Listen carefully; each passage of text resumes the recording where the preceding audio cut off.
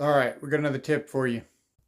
I'm going to show you how to drill through metal as fast as you want with a hole saw without breaking your bit.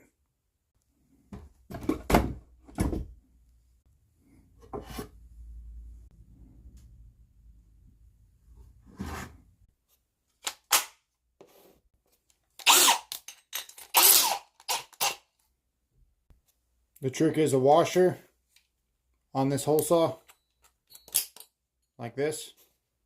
Now we should be able to drill this as fast as we want without breaking this bit. Let's see.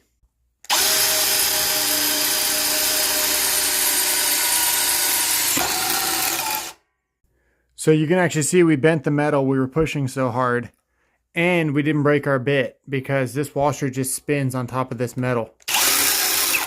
So then you pull this off and you're free to drill your hole.